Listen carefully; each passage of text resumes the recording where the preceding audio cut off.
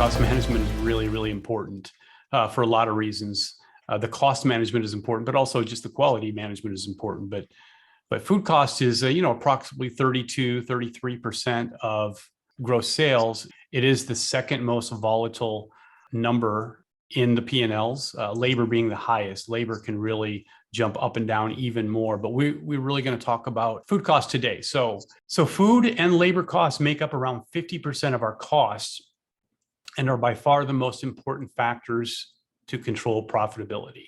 50% is kind of a goal. It's kind of a benchmark in the restaurant industry. Some restaurants maybe shoot for 55% if they're a full service restaurant, that type of thing. But 50% can be pretty healthy. And if we struggle with that, we get it too much above that, then we're really just squeezing out our margins and we're just not making much money on the back end because they are so volatile. And the other expenses aren't very volatile. They're like fixed costs. So if we overspend on the things that we have most control over, then we're just harming it. So I want to talk about the top reasons for overspending on food. Now, there's a lot of reasons, and these may not be all of them, and there may be different versions of them, but these are going to be the kind of the basics that's most common, and they're not necessarily in any particular order.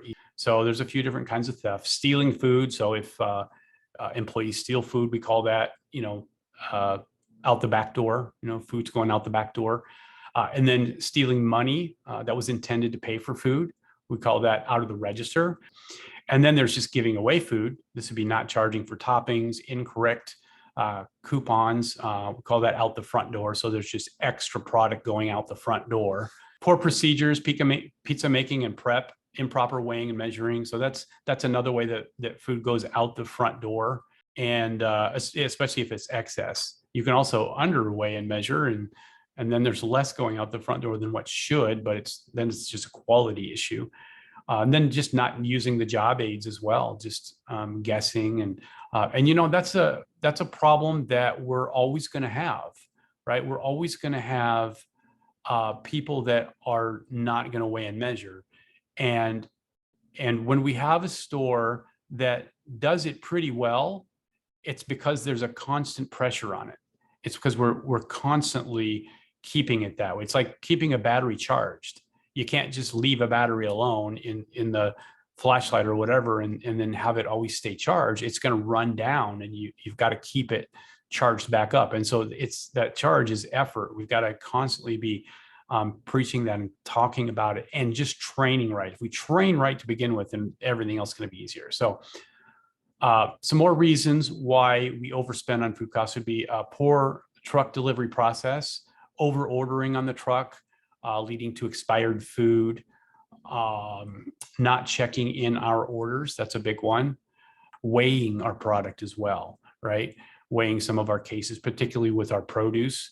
If we question whether we're getting our full amount, and it's not unusual to have a case that's supposed to have 25 pounds of something and to have 21 pounds, or a case that's supposed to have 10 pounds have 9 pounds. That's not uncommon at all. And so if we stay on top of that with our due diligence, that's going to help a lot, because that could be up to 10% of the product right there. So when we're looking at some of our high items like mushrooms, geesh, how much of the mushrooms is just not getting what we're ordering, right? And then poor forecasting and planning. So this typically happens when we use gut feeling rather than math and common sense for tracking systems. We overproduction leading to expired food. Now, in some ways, it really is a guessing game. When we forecast, we really can't, we don't have crystal balls, so we can't be exact. But that just goes to show that if we put time into it and think through it and try to get as detailed as we can with the right amount to order, the right amount to produce, and all of that, even when we do all of the things right, it's still a crapshoot of how close we get. But imagine if we don't do that. We could be way off. We could just be not even in the ballpark and waste a lot of food. And we've seen that happen. So, and then just waste. Pre-makes being wasted because we either are just making too many, but that's not usually the case that we're making too many. Normally, when we have pre-makes that are wasted, not always, but normally it's not because we made too many, it's because we didn't use them when we should have. So you all should know this, and because I've talked about it a bunch of times, but if you're newer, maybe it hasn't sank in yet. But so we have a rule: we make our pre-makes early enough in the day that we can use them in the afternoon. We can use them as soon as they're made, and so the rule is always use them if you have them. It doesn't matter if there's one customer in the lobby and they've ordered one pizza. Grab a pre-make and make it for them, because you'll make it much quicker, and that customer then gets to cut their time in half potentially with their pizza, and they deserve to save time too. What our pre-makes are not is they're not a safety net. They're not a safety valve for when we get really busy and can't keep up. That's not what they are. They're supposed to, we want to maximize and have as many pizzas, use pre-makes for as many as we can at all times during the day. Okay, so just keep that in mind, that we always got to use them. And it's when we don't use them, that's usually when we have waste. And then of course, make line waste, not scraping out pans, that type of thing. That is important, and it does add up. You know, when you have a cheese in the corner of a pan and doesn't get scraped out, or sauce pans or whatever it is, we got to make sure that we're training people to be diligent, because when you're looking at a quarter here and there adds up when you have 365 days out of the year, or 361 days out of the year that we're open, times 7 stores, right? Times many years. And that's a lot of quarters added up, and it ends up to be tens of thousands of dollars down the road. So there are two extremes of people when it comes to quality versus quantity. So I want you to think of a spectrum, kind of from left to right. On one end of the spectrum, you've got the Packrats. Okay, and Packrats are gatherers. And on the other end of the spectrum are the Streamliners. And think in extremes for both of these. Now, the truth is we don't have a lot of extreme Packrats or extreme Streamliners. Most people are in the middle someplace, but everybody tends to lean one way or the other.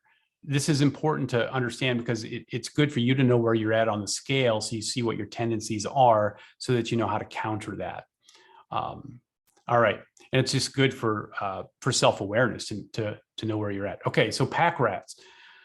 So the Packrat are gatherers. They have an embellished fear of running out, so they pad the numbers. Okay, so a Packrat has trouble with not having enough. Okay, so the fear is that they're going to run out, and they fear running out far more than they fear wasting product. They look at wasting product as just a normal cost of doing business, but they don't want to run out. Now, that could be for lots of reasons. It could be a biological thing that people just some people just tend to be more gatherers, or a person like that's a hoarder, for instance, would probably be a natural gatherer in a restaurant. And so, but it can be overcome, of course. And I know some of you have come from that and have overcome that. And that's terrific. But it stems from a fear of running out.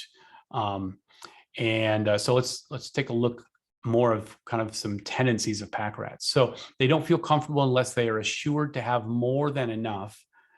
So they give into their compulsion. Their compulsion is like an itch, and unless unless they have more than what they need, they're not going to feel comfortable. So their comfort level is distorted. Their comfort level is moved to a different place that's not a real balanced place. This person is generally ahead on prep, but struggles with having to choose between poor quality or poor food cost. Okay, let me explain what that means. If you're a Packrat, it means you may be making stuff too early. You're prepping on Wednesday for Friday, or you're prepping for Tuesday for Friday instead of Thursday for Friday, right?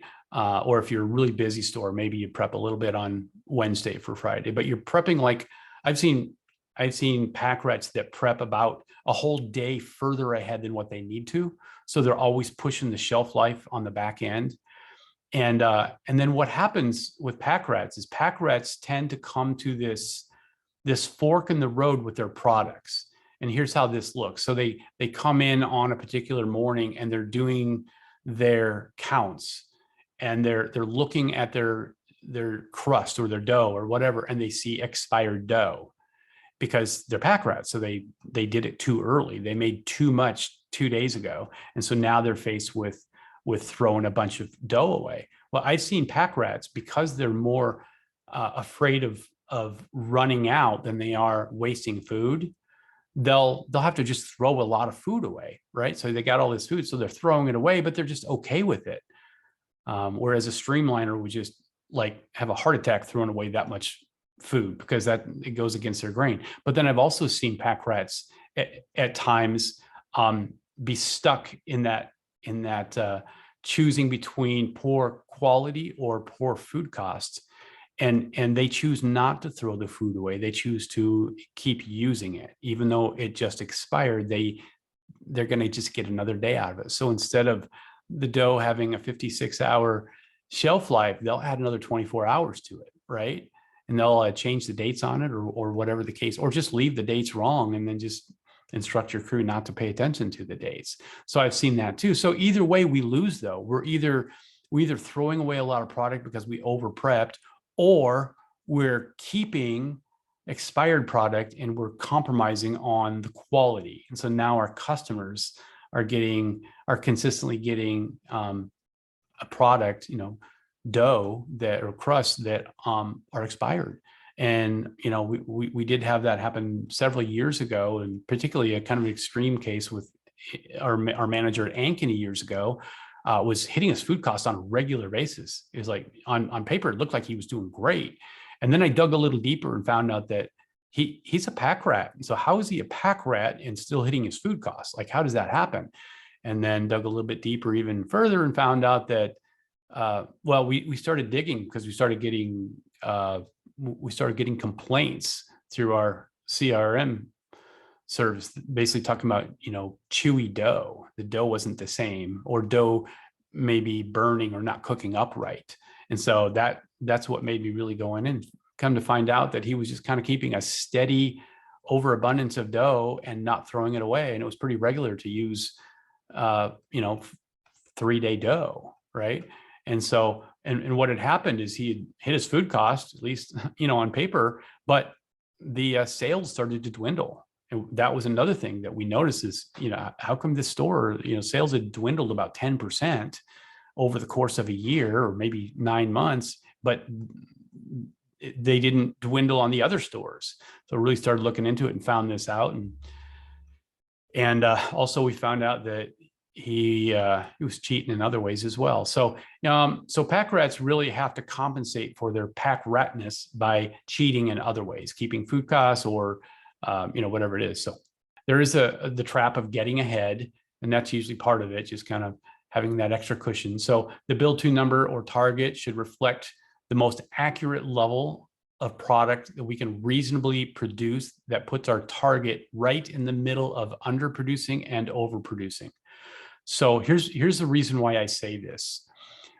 The numbers that we have on our prep chart, when it says to build to, 8 pans of mozzarella cheese, that 8 pans of mozzarella cheese, that target that we have, that should be a precise amount that we have to make. It's not a minimum amount. Like, we need to make 8, and then if we have time, we'll just make a bunch more to get ahead. That's not what that means. It means 8 is the right number. And if we do less than that, we're in danger of not having enough and running out. And if we do more than that, we're in danger of pushing the shelf life and either wasting it or just having food that's a little bit older than it needed to be, right? And so we need to hit that target. So with your assistants or anybody else or yourself, when the prep chart says a number, then you need to do that number. Now, if that number is not the right number and it needs to be adjusted, don't just do less than what it says or more than what it says because you don't think it's accurate. Change the prep chart to be what's accurate, but don't change it to just what's convenient for you. If you just feel like making less that day for whatever reason, don't just change it on the prep chart so you don't have to do as much. The number that we need to have to make it balanced, that's the anchor number. That's the number that matters. And then what we do needs to match that. Hope that makes sense. Accurate production requires that we make a specific build to number of units, not a minimum or at least number. And then overproducers will do more than what is on the list in order to get ahead. This is wrong thinking, because doing more than the projection is not just planning to not run out, but it's also planning to throw food away. You got to look at it like that. If you're making more than what that number is, you're planning to have more than what you need, and you're planning to throw food away. So you need to think that way. You need to think that that number needs precise, because you're planning for the right outcome, and anything else you're planning for the wrong outcome. The best we can project anyway. Now, we're always going to be wrong one way or the other, but let's try to be as accurate as we can. So don't try to get ahead to ease your fear of running out. You might have to fight that fear. You might have to have somebody else hold you accountable for it. You know, if you're an overproducer and you know you're an overproducer and your assistant manager isn't, have your assistant manager be in charge of taming you down a bit. Maybe they're the ones that need to be adjusting the prep chart and putting it where they know it should be, or just do the math. Don't go by feelings and go do the math. Go look in the back of a house computer and find out how much you're really selling, or how many pounds of everything on the prep chart you're selling, and then adjust your numbers to give you just about a 20% margin and no more. But you don't want to just have plenty. And then when the goal is all about having plenty rather than having enough, but not too much. So don't be thinking just we need to have plenty. I've seen that a lot though, where people say, yeah, we had some extra time, so we just got ahead. It's like, nah, don't do that. If getting ahead was the best thing, then that's what the number should have been to begin with, right? Okay, so that's being very intentional. You know, all right, streamliners. The streamliners tend to be minimalists. These are people that usually are fairly efficient in most things that they do. They usually don't have a lot of stuff in their house necessarily, and they don't have a lot of extra things on their calendar.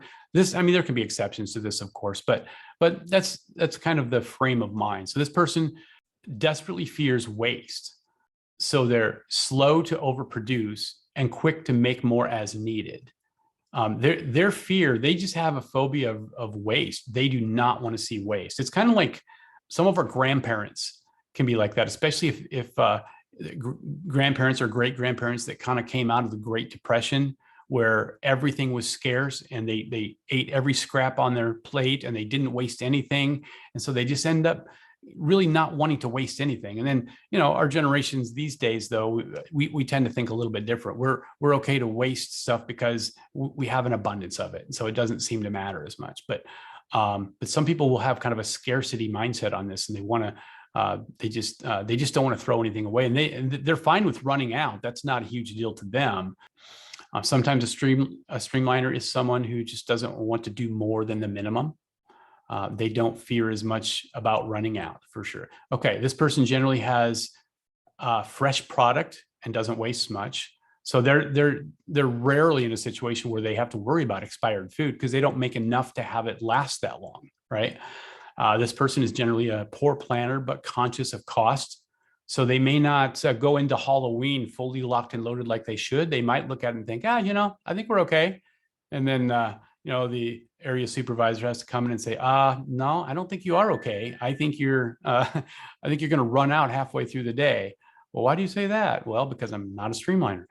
But so sometimes streamliners would just rather come up short than have an abundance. It's kind of weird when you see that, but they're always playing catch up, producing on the fly. And that's part of it too. They're always playing catch up. It's like, never done, just kind of always playing catch up, running just barely on time or behind. The streamliners tend to be, making prep during the middle of an evening rush because they just didn't finish. And so maybe they should be up front focusing on customer service, but they're still in the back trying to play catch up on things. Or they often leave it for the next person, right? And that's got a domino effect as well. So streamliners frequently run out or fall behind on prep, leading to poor customer service times due to lack of readiness. If you don't have pre-makes, if you don't make enough pre-makes, you run out too early, then you got to spend the last half of your rush like just making everything from scratch, and you got to line out the door. That's poor customer service because you're not ready for it. Being a streamliner can be very stressful and costly to the business. no doubt. Even though in their mind, they think they're saving money because they're reducing waste, what they're really doing is they're compromising preparedness and customer service for waste. But that doesn't mean that it's saving the company money. If those people don't come back, then it doesn't matter how good your food cost is if they don't come back, right? Time trap shortcut. For some people, it comes natural to compromise and complete less than what is ideal. They rationalize it by thinking, that should be close enough. We'll probably be slow anyway. Or they leave me extra things to do all the time. It won't hurt them if I leave it for them to do. So that would be, people that really, they look at the prep chart and they see what it has to say. They see how much we're supposed to make, but they just don't do it. They just don't do it all. They just do like most of it, but they just leave some of the things undone or just fall short of it. So that they're not making that ideal amount. They're doing maybe just enough to kind of just get by. And that's not always because it's a streamliner. That could just be laziness too, or not being effective and then just running out of time. This is usually a symptom of a person that is more concerned with the amount of work they personally must do rather than the well-being of the store and the people coming after them. Sometimes people struggle with the production or sense of urgency. They just can't get their job completed in the allotted time, so they compromise rather than follow through. And that's Parkinson's law. If you remember, we talked about that. Parkinson's law basically says that however much time you give yourself to do a job, you're going to take it all up. You're going to use it all. So if there's a 2-hour job that takes normally 2 hours to do, but you give yourself 3 hours, you're going to take 3 hours to do it. And so sometimes we just move at a slow rate and we just don't get it done when we could have if we would have just gotten after it, right? And so that's one of the time trap shortcuts. Some people are more concerned with what time they get off work than the well-being of the store. Shortcuts are taken to ensure that they leave on time. They work without a finish line, or they are time-oriented rather than task-oriented, right? Or they're me-oriented rather than team-oriented. So keep that in mind when you got people that are doing less than they're supposed to be doing. It's not always because they're a streamliner. Sometimes it's just because they're just not focused on following through with their responsibilities. So again, I wanted to put that kind of in the streamliners place because it's important. If we're not getting things done like we're supposed to, we need to be able to diagnose it. So we need to look at it and say, is this a streamlining issue, or is it just a falling short of our responsibilities issue? So that'll be up to you guys to diagnose in your stores when it happens. Shelf life or window of time. So just to give you a practical example of this. So every item has a shelf life, and the amount of time, this is the amount of time that the product's quality is good. So we're going to use, I know cheese has a 4-day shelf life, but when I wrote this originally, it only had a 3-day shelf life. So we're gonna go with the 3-day anyway because it for the illustration, because it works well. So imagine cheese has a 3-day shelf life.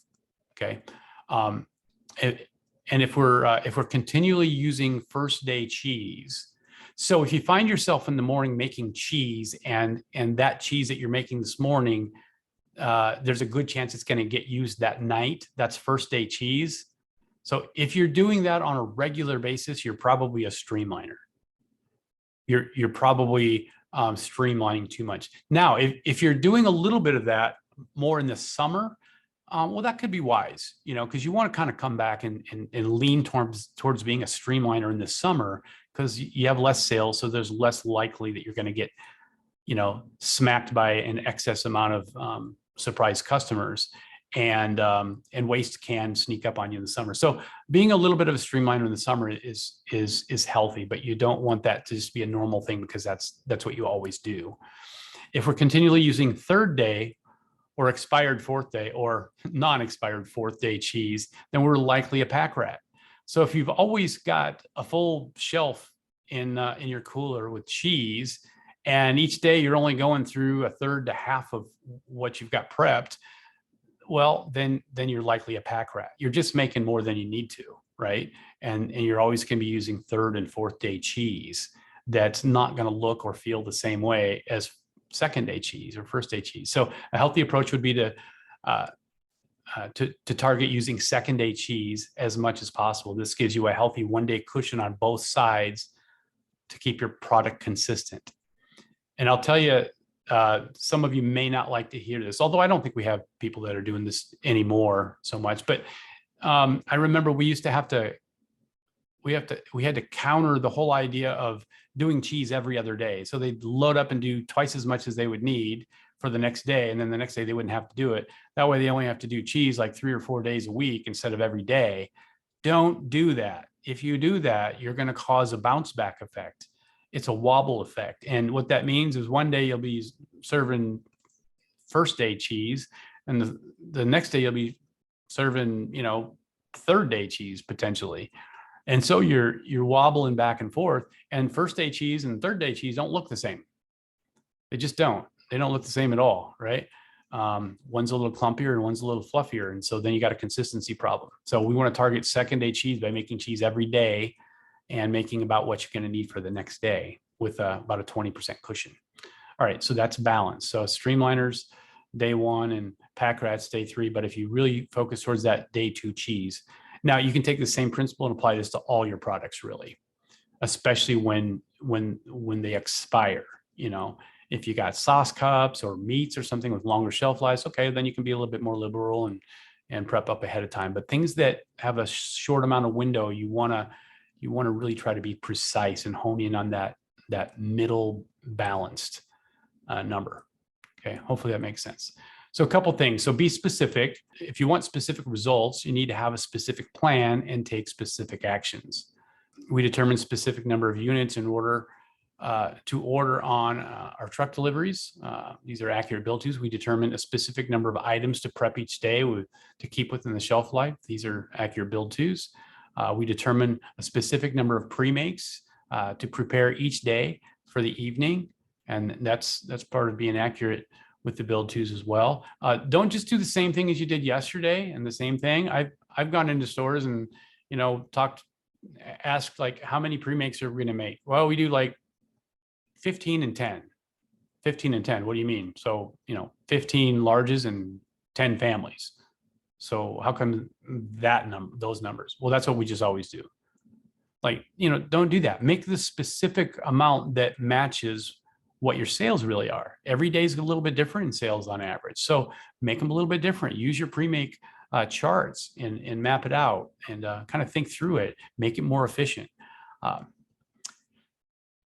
That's a whole nother presentation we could do on that. But we create each pizza with a specific amount of topping on each pizza. Always use the portion charts, right? There's a specific amount that we need to hone in on, and it's not our place to determine whether that's a wrong or right amount or just ignore it and put on what we think is right, okay? Because we really need to have consistency across the board, because what one person thinks the right amount of mushrooms on a pizza is not the same as another person. Some person might hate mushrooms and some person might love mushrooms. And so if they're not using a standard chart, there's no way they're going to be objective and come up with the same amount. So Packrats tend to make pizzas that are heavier than they're supposed to, and Streamliners tend to make pizzas that are a little lighter than they're supposed to. And sometimes it's not necessarily because they're just not weighing and measuring, but sometimes it's because the Streamliner, if it says 2 cups, they're thinking, well, at most 2 cups.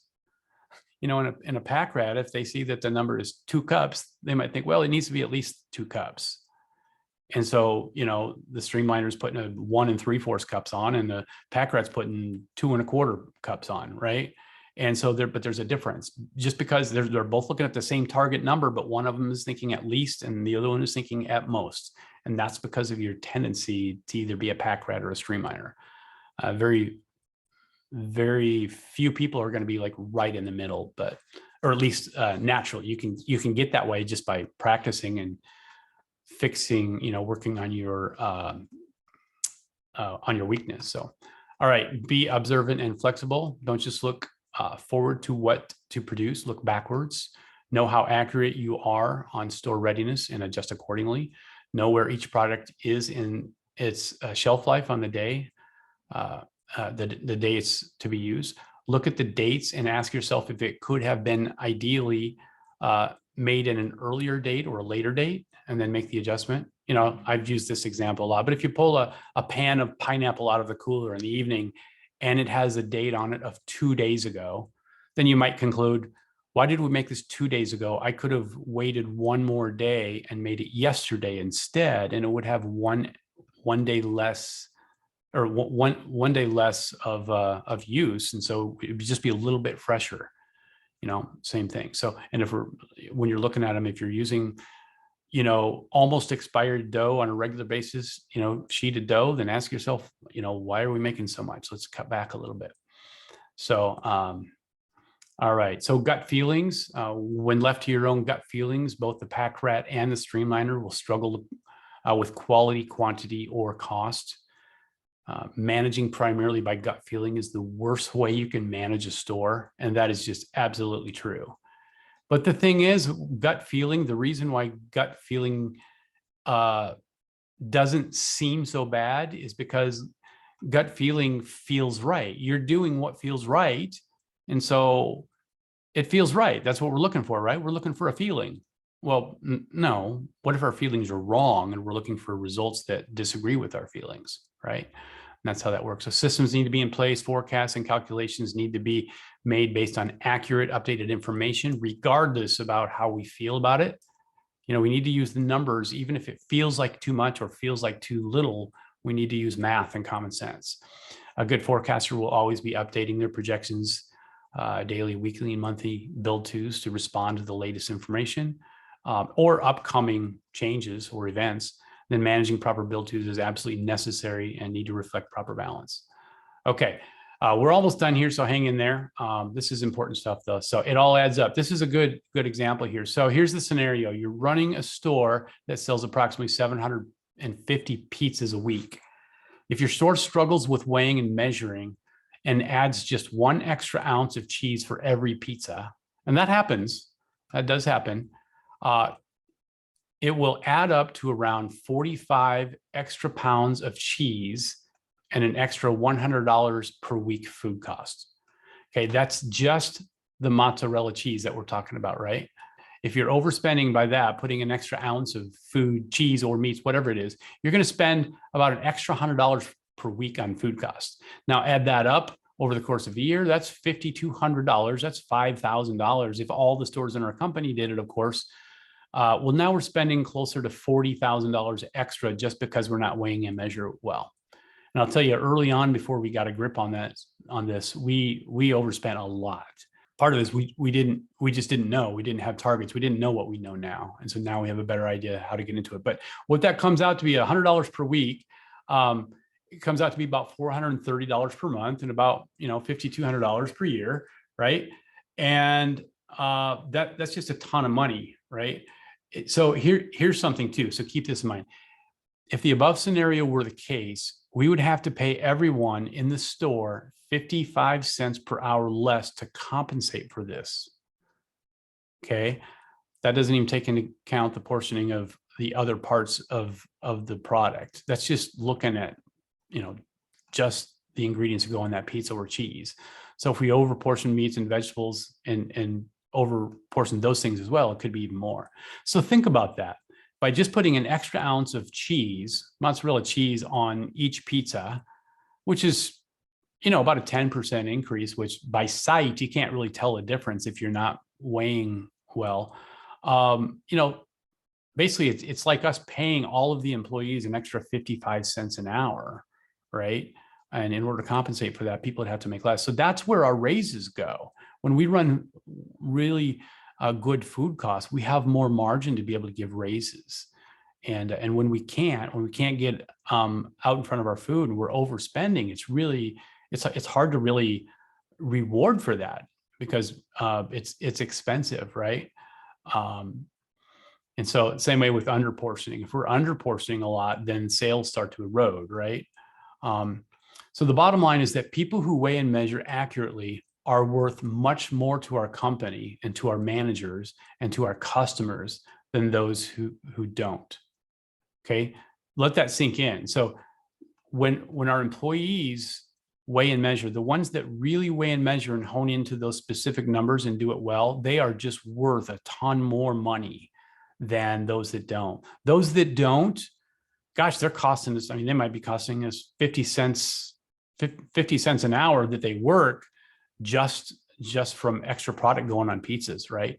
And we've seen this before. And those managers, those of you that have been around for a long time, you all have stories on this, I know, but we've seen it before where our store's struggling on food costs, and we lose one employee, one potential, possibly a troubled employee, or maybe it's not even a troubled employee. We lose one employee, and then all of a sudden, boom, everything clicks into place.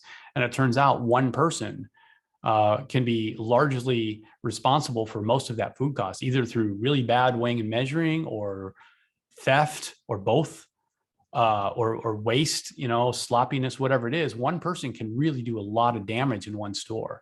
I mean, I don't think it's usually one person. It's usually a culture that's the problem, but it does happen. So just keep that in mind. Highly valued employees produce a product with a specific amount of toppings at a specific cost, leading to specific results.